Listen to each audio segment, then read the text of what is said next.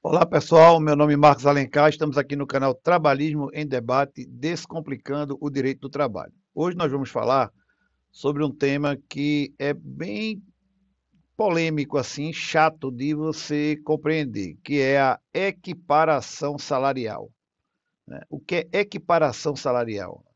Equiparação salarial é quando a pessoa se equipara, se iguala a outra pessoa que está trabalhando naquele mesmo local e ela recebe maior salário sem uma justificativa para isso.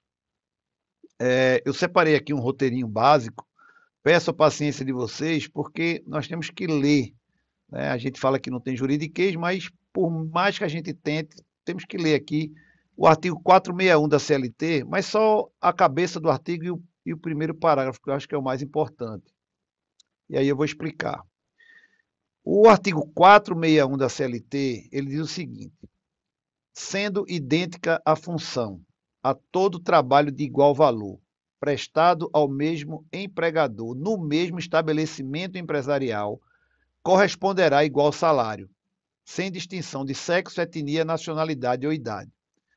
Então, o primeiro comentário que a gente faz aqui é o seguinte: a função tem que ser idêntica, mas quando se fala idêntica não é no nome, não. A função tem que ser idêntica na realidade, né? Existem situações em que a função tem o mesmo nome, mas uma é completamente diferente. A pessoa trabalha no outro setor, inclusive. Então, tem que ser idêntica a função na atividade, a realidade da atividade do que a pessoa, do que o empregado faz.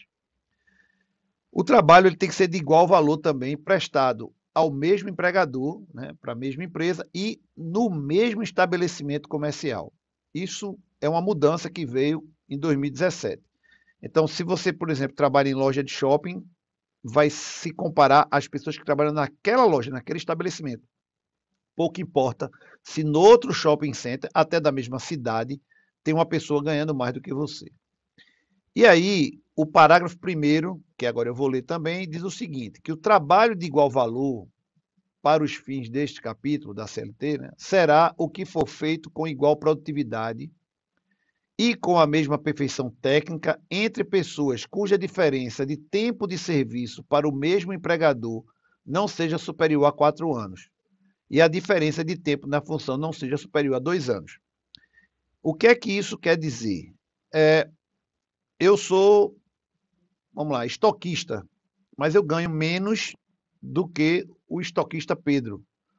Aí, por quê? O estoquista Pedro trabalha da empresa há 5 anos e ele exerce essa função há 3 anos e eu fui contratado agora.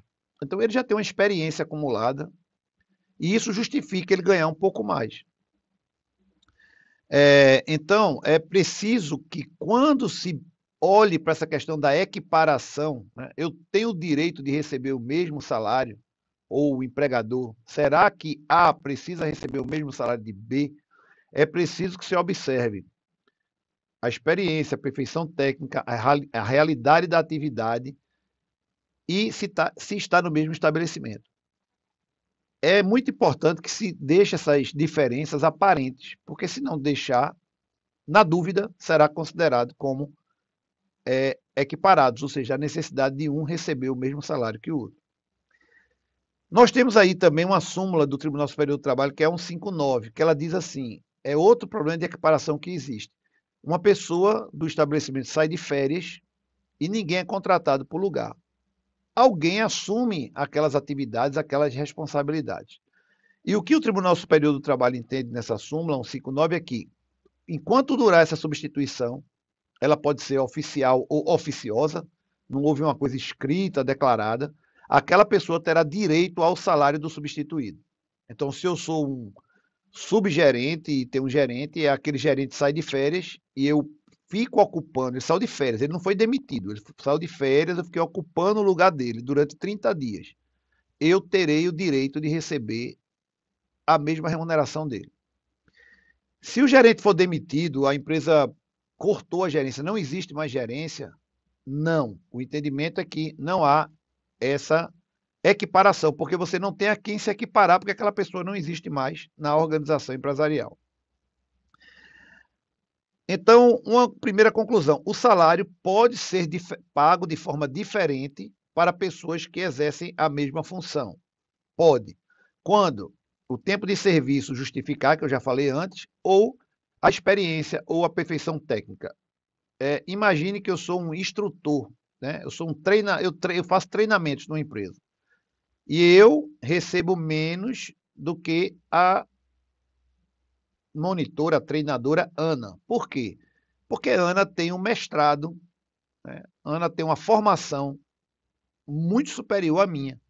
Eu fiz um curso técnico e Ana tem um mestrado. Então justifica que Ana receba um salário maior do que o meu, por conta da formação, da experiência dela.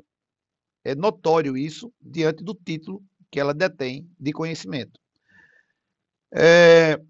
Muito se confunde também na equiparação o desvio de função, e não tem nada a ver.